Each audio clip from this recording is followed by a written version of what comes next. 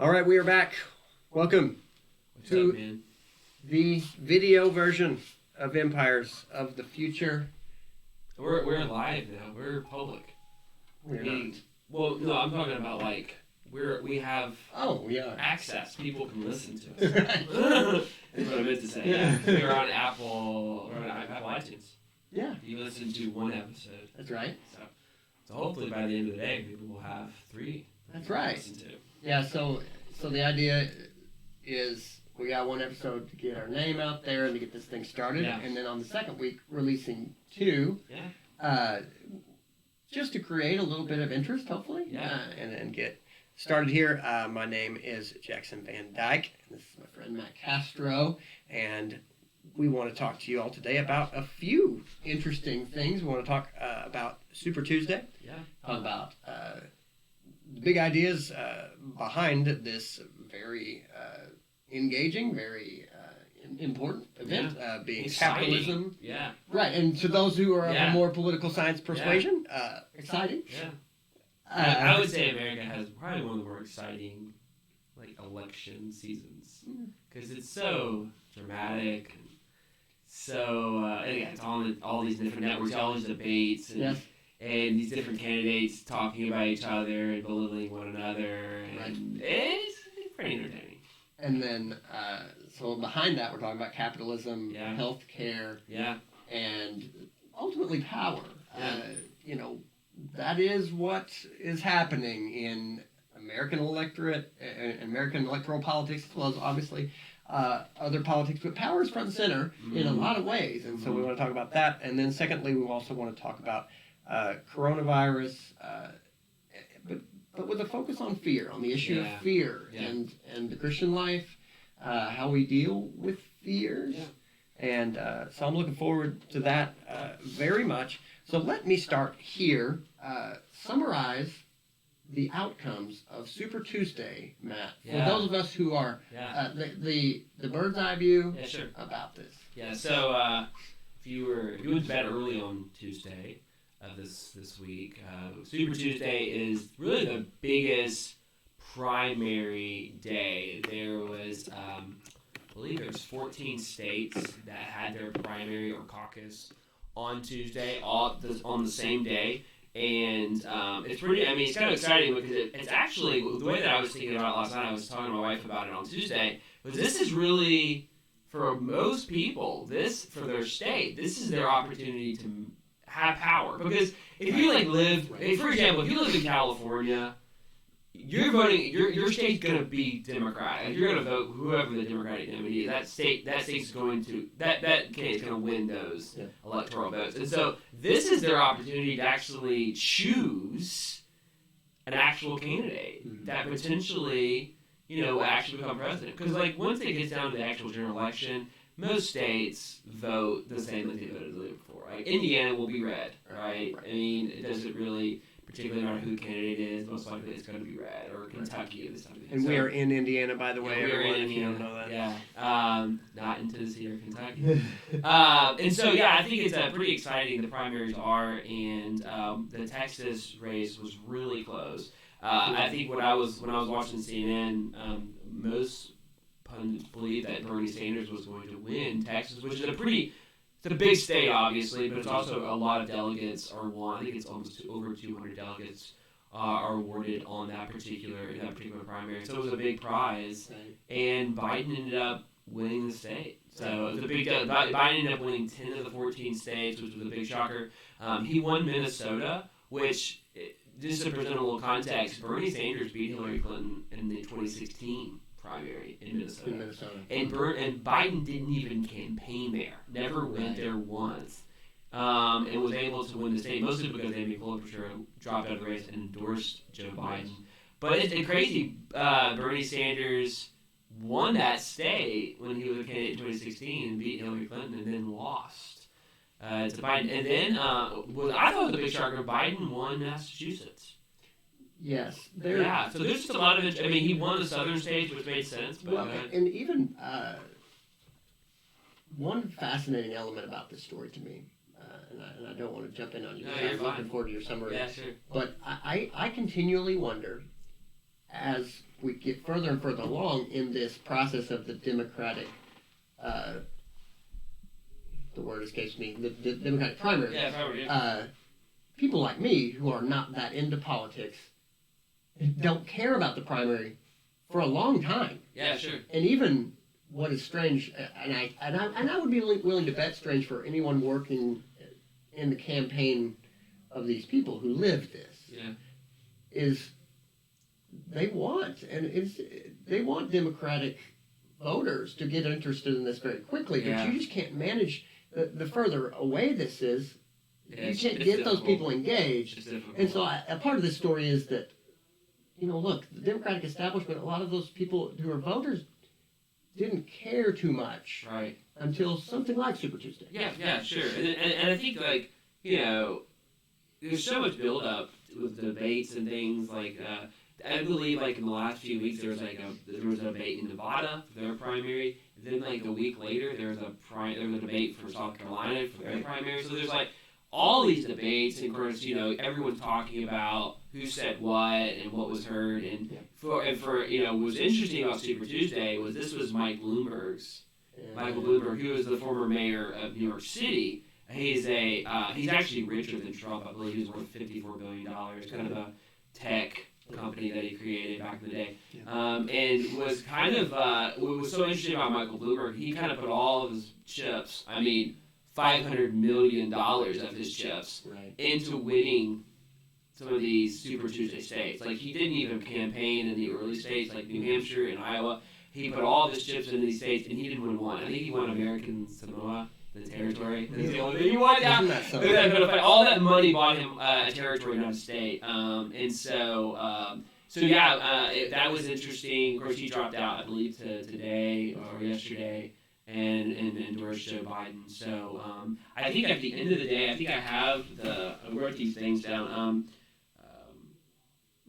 that Biden has 556 delegates and Sanders has 501, so it's still really close. Yes. And the way that it works is delegates are not awarded by, it's not winner take all. Yes. They're proportionally given out based off. It's a very complicated formula. Basically, you can actually lose the particular primary, but if you did well in a lot of the different districts, you actually may end up winning more delegates at the end. It's a complicated formula, which probably most Americans don't get. They're kind of assuming he won the state, he must have won all the delegates, and that's actually not what happens.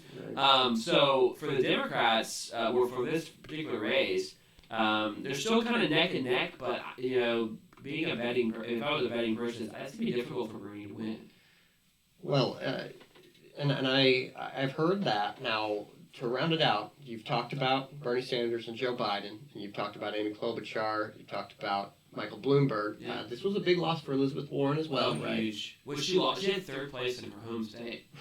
Not good. Yeah, Elizabeth Warren is the senator of Massachusetts, and actually received. I don't remember how much percentage, maybe like a little over 20% percentage that she won. I think Biden at 33 or so percent of the vote, and so that had to have been a shock for her and her campaign. Which, this has always been kind of an interesting discussion along with this race, is her and Bernie agree on so many things, and they almost kind of like split the vote against each other. So maybe if she wasn't running, if it was just her running against Biden, she probably would have won, potentially. But actually, I would never vote for. I'm a Republican and don't agree with a lot of things, but I think she was probably the best debater of all the different candidates. She seems very engaging. It is interesting for the, you would think that at this particular time of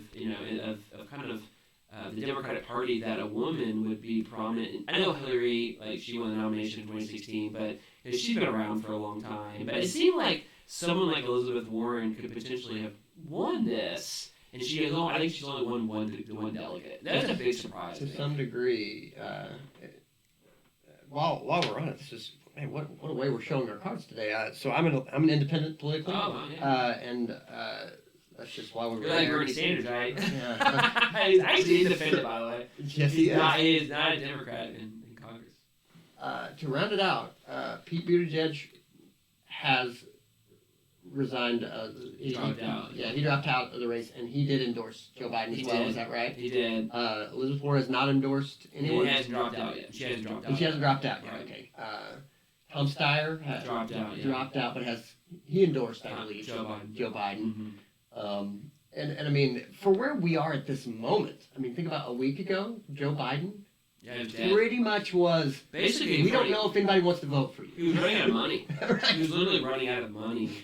And but here's the thing though, like people were saying that, but I was thinking the whole time, I'm like, yeah, but Joe's got South Carolina. I mean, in the South, if you don't know much about Democratic demographics, South Carolina is actually the majority of Democratic voters in South Carolina are African Americans. Yeah.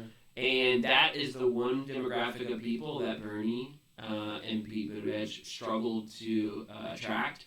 And it proved to be true. Most of the South, which is most Southern Democrats are African American, they voted for Joe Biden, not for Bernie Sanders.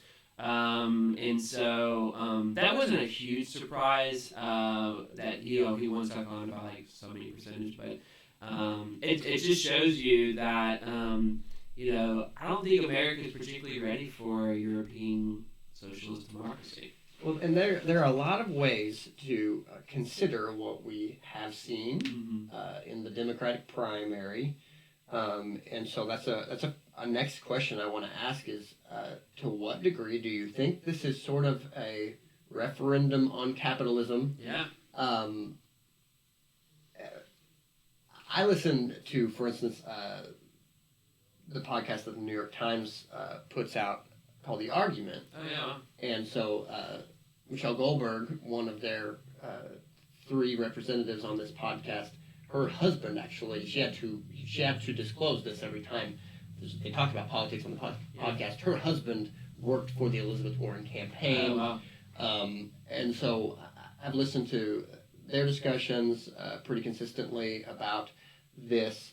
And it's very strange because one thing that I will say, in an even more pointed question, it's my understanding, on the Republican side, there is no referendum on capitalism. But on the Democratic side, there is a real referendum on capitalism going on, right? Yeah. But how are people like me, who are not as in politics as you are, what do you think about that? I mean, because here's the thing. Economics is not something the average American, I'm from a very blue-collar town. Right, sure. People don't think too much about economics. Yeah. They think about the economics of their household, how they're living paycheck to paycheck, and they would like more money. Yeah. So what do you say about that? Well, I think that's what's an interesting argument that maybe, especially Bernie Sanders is making, that the American economic system, the American capitalistic system, is unfair, and that he would argue a large percentage of the population of American society are at a disadvantage. Yeah. And that it favors the top 1%, and money needs to be redistributed. I mean, it's a pretty, like, he's not shying away from this idea that the top 1% should be taxed more to help provide services and programs for the rest, mostly the more poor people of the country, which it should be kind of fleshed out in universal health care, universal college education, and things like these. And so I think, though, I think what most Americans, though, like you're talking about where you kind of grew up, the kind of the checklist of, is the American system fair to me? Is, do I have a job? Right. Check. Can I pay my bills? Check. Do my kids have an opportunity to go to college? Right. And can we somehow afford it, or somehow provide a way for our kids to live a better life than we can? Right. That's kind of the American dream. And I think most Americans think our system kind of checks most of those boxes. Right. Sure, they wish they had more money in their pocket. Sure, they wish they could afford maybe a bigger home, or maybe they could afford going on that dream vacation or whatever like that. But for most people, I think the American system kind of checks some of those boxes, and so. I mean, I will push back there just in that I would say 1 to most Republican Americans would say Sure. I think I could check my boxes to a degree.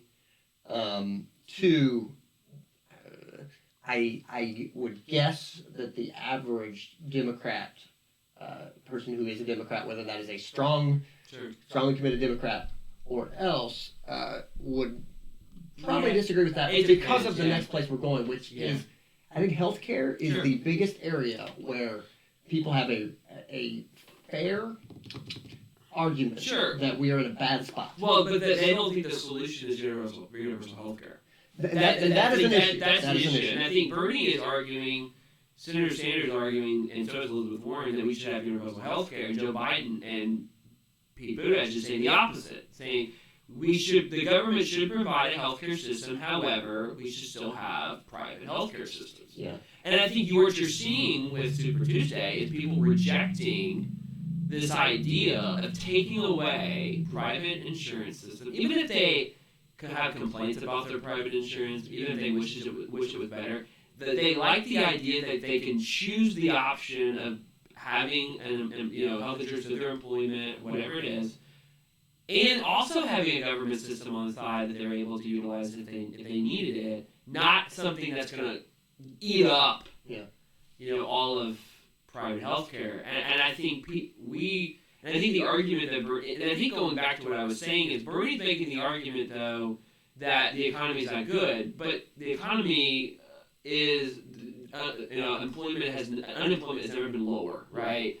And so I've heard stories that there's jobs that are available, but yet there's not even people like taking jobs. Yeah. So it's a hard argument, I think, that Bernie's making, that the economy is bad and we need to change when unemployment's so low and things like that. And so there's all these different factors. So it's hard to know what is the real pulse.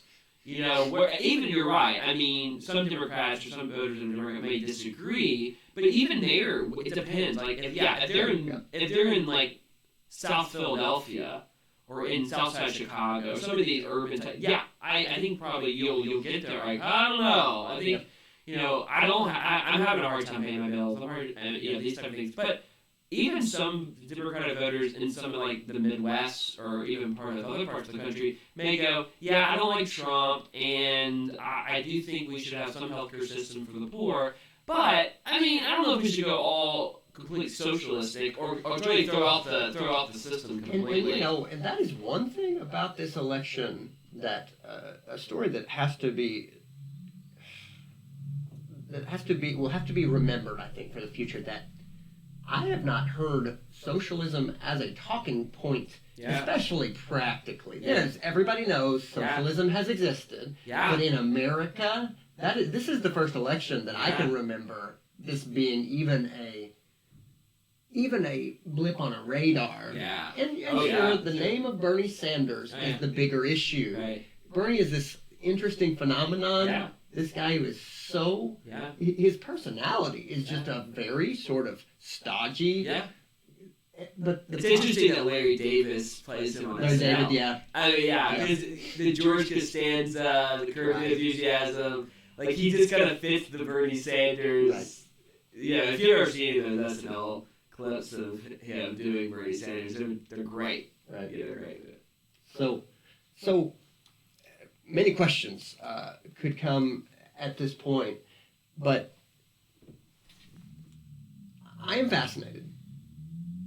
One, that electoral politics, for all of the machinery, is still incredibly unpredictable. Yeah. The Democratic Party and the Republican Party, we watched this 4 years ago with the rise of Donald Trump, and now we are watching with the Democratic Party that there are millions of dollars spent to try to predict what the American people will do, and it is still incredibly difficult. There are, I very much, I do believe that there are some very difficult issues at present and coming, because my sense of what has happened, even in just talking in terms of healthcare, is that all I have seen for, say, the last 8, 10 years in terms of, yes, we need to do something about healthcare, is that there have been efforts, and it's almost just like stockpiles have been gathered for the war between everything from big pharmacy to insurance companies, so that all that has happened is it has escalated. As we've talked a lot about how the Democratic Party and the Republican Party have gotten farther apart, I do think at the same time the escalation that nobody's paid as much attention to that has risen is private versus public in terms of insurance and government taking care of people, and who has lost the most, in my opinion, the consumer, the average American person who has to go to the emergency room is paying more. And there is one thing to be said immediately, which is, okay, but look, you have a lot of professional people. Your wife being one of them. My wife is a nurse practitioner at Dyke Hospital here in Evansville, Indiana.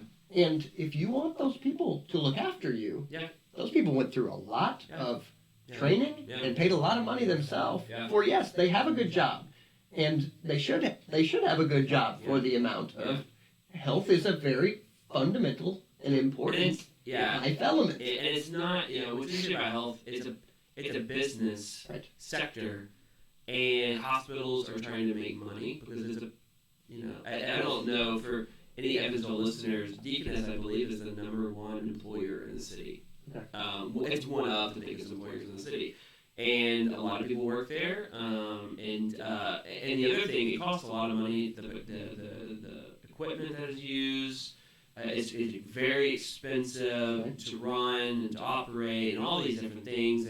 But I read an article a while back that one of the issues that we're not hearing a lot amongst politicians when they talk about healthcare, and honestly, I'm not an expert. It's a very complicated matter. I don't even think a lot of doctors and nurses understand the complexities of the healthcare system. Because to them, it's not a business too much. They took a Hippocratic oath to Castro. That's really where most doctors and nurses are. I think you're right. And if you talk to any health profession who does, health, who cares for patients, there are some patients that they don't make any money off of, right? And there's bills that aren't paid, and Medicaid and Medicare don't pay as much as it will cover, and so there's a lot of complexities to the issue. But one of the things that you never hear politicians talk about costs; they mostly just talk about coverage. And the issue is like we're spending so much time talking about how do we cover everyone. Why don't we talk about how do we bring prices down? And I think that's just not talked about very often. And I get the desire to. The statement, hey, I'm gonna make the promise that everyone's gonna be covered, everyone's gonna have healthcare. That sounds great on a political slogan, but then when it gets down into the real monies and dollars and how much people are paying and what's coming out of their paycheck and all these different things, like it's expensive, and even if you're covered, you're still paying a bunch of money for it. And how do we bring costs down? How do we separate healthcare from employment? Like that was something that was started way back when, and I don't think it's probably helpful anymore because people work different jobs now than they used to in the past. Or if you grew up, if you started working for a company right out of high school or maybe out of college, you're probably going to stay in that company your whole life most likely. It makes sense for the company to give you health insurance. Right. Most people don't work for the same company their whole life. They go from job to job. And it seems like if we could take that away from an employment benefit, maybe, I don't know, I'm not an expert on this stuff, but it is a major issue, which is interesting with the coronavirus. Yes. With healthcare being like a political issue, with the coronavirus being such a big issue, it's an interesting kind of combination going together here. Yes, and you have 10 more minutes, by the way? I probably have a good 20 minutes. Oh, great. Okay. My daughter would good score on the corner. So, one element of this, and something that has to be said, is that the family continues to struggle. And I only bring this in to tie up our previous discussion because being in a church, I've been in multi-generational churches my whole ministry, and seeing what you deal with, especially for end-of-life issues, for people who have long-term disability, these are some of the issues that are very costly. And because of Medicare and Medicaid and a lot of these big government programs, you end up with some hard realities that that you have to mention in this discussion, which is to take care of someone who is hurt badly and dying or dying is extremely costly with no end in sight. Right. And that cost is impossible to absorb. Right. And there are some complicated issues here that unfortunately, in terms of politics, are very unpopular to talk about. Yeah. And an encouragement to our listeners, to all of us personally, is to go, one, the primary person who is supposed to be taking care of the people in their family it goes back to the theology that we believe about the family. God ordained the family, that fathers are hugely important in leading their families, all the way up to grandfathers in leading their whole household, and in doing their best to encourage their people. Yes, the government has a role in all of this, and there are discussions that should be had, but if you choose to put a family member in a nursing home, well, that's a choice that you made, and we cannot abdicate our choices and then go, oh, by the way, that costs too much. It's like, well, if you choose to do it, I know that there are difficulties, and that you often feel like you have to do those kind of things. But having been through some of this with my grandfather, talking it through with my mother and my aunts, her sisters about this, families are making these decisions, and it's all tied in together. So this is all literally under the umbrella of prayer for every day as we make decisions about our health. I personally don't go to the doctor that often. Yeah, me either. Yes, I know it's a luxury to not go to the doctor to a degree, but also it's incumbent upon us as human beings to take care of ourselves. Yeah, absolutely. To try to be healthy, to work, to that's important. have an exercise regimen, to eat appropriately, and frankly, a lot of things that Americans don't do a whole lot of preparation and effort towards. So let's, I'm sure we'll come back to this in the future, but let us move to the coronavirus. And how do you summarize this one, Matt? Well, to make it even more personal, my parents currently live in Singapore. If you don't know what that is, it's it's a city-state on the kind of the tip of a peninsula, kind of surrounded by Malaysia, very close to Indonesia and Thailand, and also close to China. And a lot of Chinese nationals come into the city and work, and a lot of their families live in Singapore. And they just had the Chinese New Year. That's a major time where Chinese citizens go back home, and so there's a lot of traveling going into China, out of China.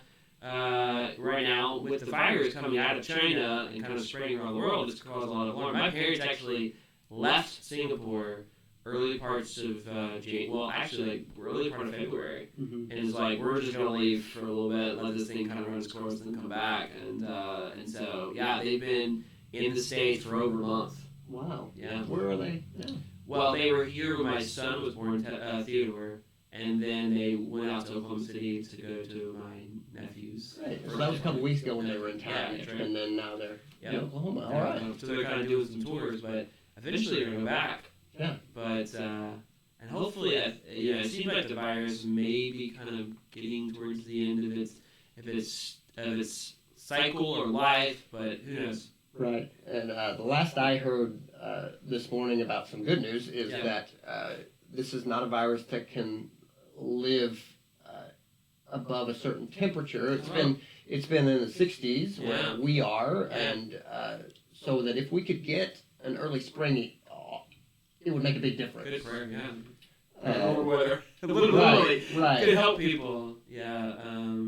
I've kind of somewhat read some things and tracked it. I guess I heard that 11 people have passed away from the coronavirus. There was an article in the part of February talking about fear. Are you talking about in the United States? 11 yeah, 11 in the United States. I think maybe it was over 300 in Italy. Yes. Really, Italy got hit hard. Now, I didn't think that the Italian government did wrong. Yeah. It's just kind of like, it just kind of happened, we're kind of hit Italy because, a lot of people go to Italy to travel. It's a beautiful country, a lot of places, a lot of sights to see, and so it's not too surprising that a city, a country like Italy, maybe gotten hit pretty hard by this. But 11 people in the United States have died. I know in Seattle it's been really bad on the West Coast. I heard today that my in-laws live in Nashville, which got hit by a tornado recently this week, which was horrible. But they had a case in Nashville, so a little bit closer to Evansville. I don't know a ton about, but I think the issue that I've been kind of thinking about is the hysteria of it all. Yes. Like that thing, that's the bigger thing that I've caught. Yeah. Not to belittle or even like say that the death of 11 people is not a significant thing. It is a tragedy.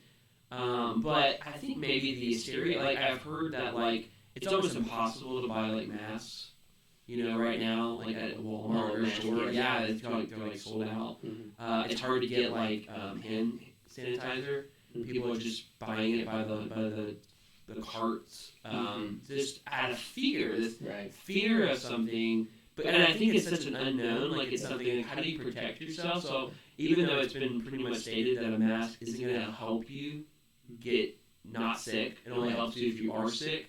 To not spread it. Not to spread it. So it's like people are trying to cover themselves and protect themselves when it's not even going to work, right? And I think I read this last year. 74,000 people died of the flu last year.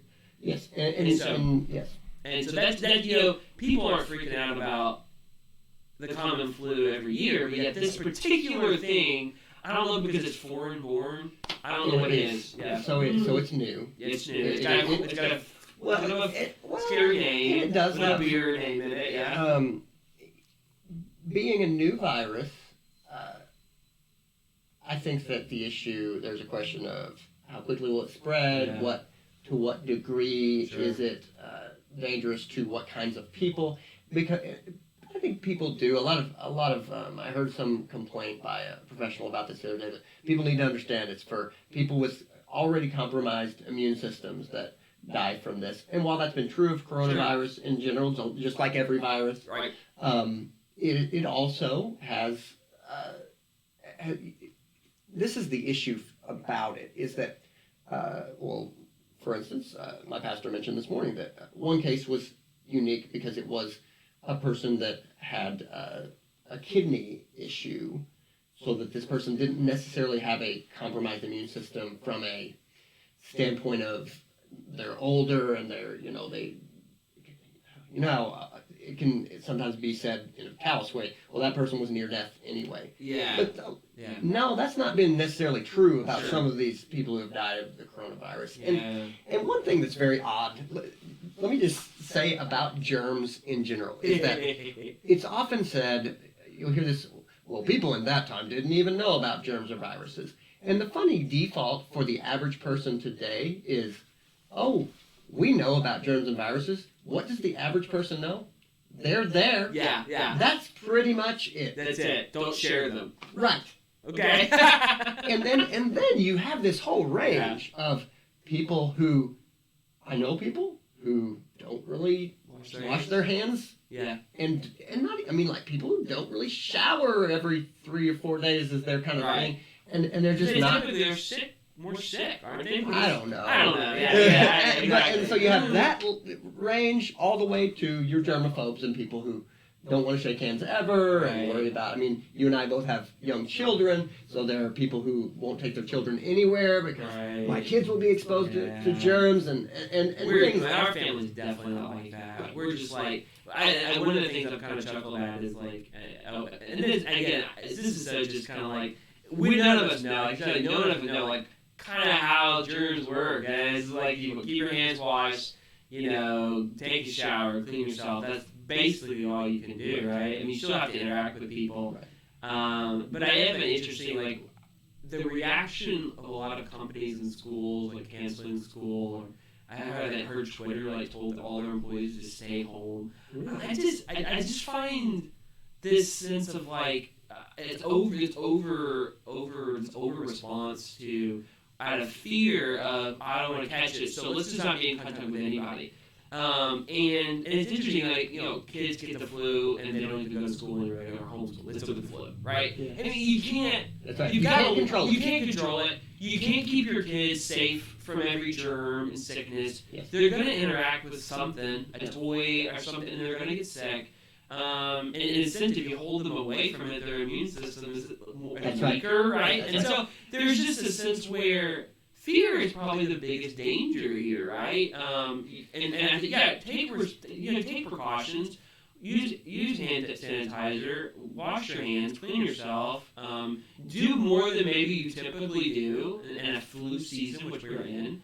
But what else can you do? Well, so there is a big question in people's minds that I do understand, because there's a principle we're just about to run right into, Sure. which is, one, if we are believers in Jesus Christ, we go, our lives are in God's hands. Absolutely. No matter what we think about any germ, Yeah. or any car wreck, Yeah. or any, and that is a foundational fact. Yeah, absolutely. We all have questions about, well, yeah, but does that mean when I'm driving my car, I can just hop in the back seat, put it on cruise control? No, it doesn't. Right. And yes, I realize that opens a whole other host of questions. Sure. But that is a foundational principle. Yeah. And then the second thing, though, that I rarely hear discussed, and I've been in the church now 24 years, and I don't think I've heard a sermon beyond the mention of scriptures like God has not given us a spirit of fear or timidity, but a spirit of power, love, and self-discipline. Right.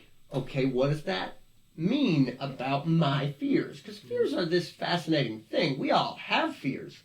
We all, I would hope at this point, have had some experience of trying to talk someone else out of their fears. Right. Fears are not rational. Right. We did not choose these fears. Right. I, for instance, have a fear about cutting off my finger or something with like a... So, sure, yeah, that's... Which is... I had the same similar fear. When a handsaw turns on, I'm like, oh my gosh. Yeah, power tools, Yeah, that sort, I just kind of go, I would rather use... Yeah, I agree. Totally agree. Manual saw. Yeah, totally agree. But it's deeper than just... Look, Yeah. we all fear cutting off a finger from the idea of it, but I know, I've thought about it, and I know for me there's elements, yes, of the pain, but even of the loss of some part of myself and, and deeper kinds of sorts of things. And so fears are something that it is to be human. Right. I think that it is empowering to trust certain people in your life, to know about what your fears are, to talk about them. Right. In a lot of ways, these sorts of things, coronavirus and we need to talk about our fears, inadequacies, and we don't choose to do it. Yeah. And that's a big problem. I don't know, maybe, I don't know if you agree with this. It seems like most of the American Christians who grow up in the church, it's a sense like we're not supposed to communicate fears because it's like that's unchristian. Yes. But then you have obvious fears, but you don't title them fears, you don't label them as fears. Like moms who are afraid to take their kids anywhere because they're afraid they're going to get sick or whatever. Like that's a fear, that's a phobia. Right. You cannot control what happens to your kids, and it makes me think of we were studying on campus this week Mark 13. Jesus is talking kind of about the end times. And he basically says, like, you can't stop this. It's going to happen. Right. The temple's going to be destroyed, and this stuff's going to happen. There's going to be famines. There's going to be wars. There's nothing you can do to stop it. There's no solution to this. Right. God has already ordained this. I'm Lord over this. And the only thing he tells them, he tells them somewhat like what to watch for, but even that's like, he's like, I don't even know. Angels don't even know what's going to happen. Only the Father knows, right? And he kind of tells, just be on guard. Don't be led astray. Be prepared. When they throw you in front of synagogues to question you, I'll speak through you. The Holy Spirit will speak through you, right? He'll tell you what to say. Like all these like ideas that you're like, I fear that. And Jesus is like, just be on guard, endure. You can't stop it. It's going to happen. And I think, I was thinking about it, it's like, wow, that's so like comforting that I can't control what's going to happen. I can't control me getting this virus, other than washing my hands and doing like simple things. And if it's God's will for me to get this, I think the only thing I have to do, or the only response for me, is not be led astray, to endure through it, to be on guard, to trust God through it. Like that's all that we can do in the midst of fear, right? And I really believe the reason that both you and I can even in theory admit to that is not only because faith in God, but also you cannot say enough about walking in a church community, people that care for you, and that you would not bear that burden alone. Right. Which I really think is behind when you say to me, people on the West Coast really do want to shut down because of fear. I hate that. My heart goes out because it's just like, I know what it is to be completely alone and to feel like you would just go, I could get really sick and nobody would care. Well, that's a horrible feeling. Sure. That is a horrible feeling, and so I relate to that fear even. But man, there is an answer for our fears, and that is an amazing thing. That's incredible. And I think your statement there is perfect. I think in a world, and this has been discussed, and we can't go into this fully, but I think it's some podcast show we should probably talk about it in more detail, and we have in some ways. But community is an issue, right? And we have social media, we have these fake communities. They're not real. Right. They're not real. And it's interesting when God presents. I mean, this again, God's the Lord over what's going on. When the virus like this is presented and people shut down, and they're not, in a sense, they're not going out, they're not their kids aren't going to school, they're not going to work, and they're holding themselves back. It's like people need community badly. Yes. Badly. And I think the world that we live in, the social media world, I was reading an article recently in Gospel Coalition about this. The idea of finding community, you find community, and the author's like, you build community, you don't find it, because you should already have it. Like, you live in a particular city, you live in a particular community, you are a part of a community by nature. Therefore, build it. Don't find it. And social media has created this world where you just go out and find your community. Sure.